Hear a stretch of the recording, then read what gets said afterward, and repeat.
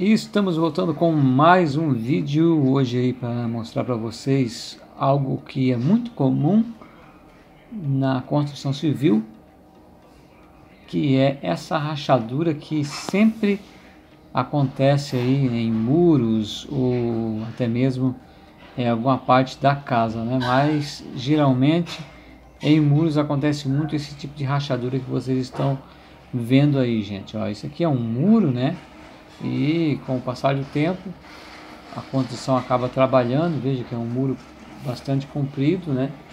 Então às vezes uma das partes cede um pouquinho e acaba acontecendo esse tipo de fissura ou de rachadura, né? E como resolver isso? Não adianta apenas jogar massa aqui para tentar tampar, porque ela vai voltar.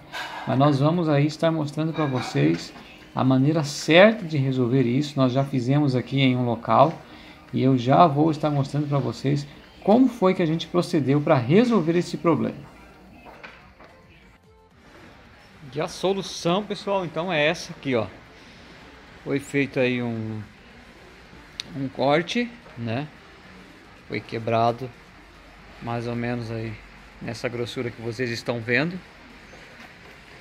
E foi feito uns grampos, né? Aqui, ó, nessa região. Grampo de ferro nesse estilo aqui, ó. No tamanho, e aqui do outro lado também, né? Foi dobrado o ferro. Esses grampos de ferro, eles são colocados exatamente aqui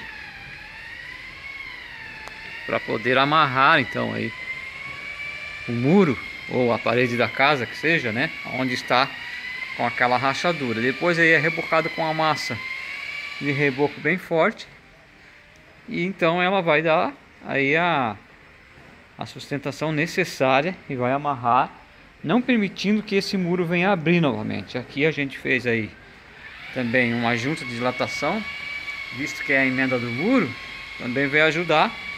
E daí aqui ele vai trabalhar, né? E ao invés de rachar, se tiver que rachar novamente, ele vai rachar aqui. Porém, aonde estava rachado não racha mais, ok? Se não for emenda de parede ou de muro, não é necessário fazer essa junta de dilatação, né? Fazendo essa amarração aí que foi feita com ferro e fazendo esse corte, depois rebocando por cima da maneira que foi feita aqui, pode ter certeza que o problema vai ser resolvido. Então é isso aí, né? A solução é essa. Já vou agradecendo a todos vocês aí e pedindo que você se inscreva em nosso canal. Deixe o seu like no nosso vídeo. Também deixe aí o seu comentário para nos ajudar aí o canal a crescer cada vez mais. Beleza? Então, pessoal, um abraço, até o próximo vídeo.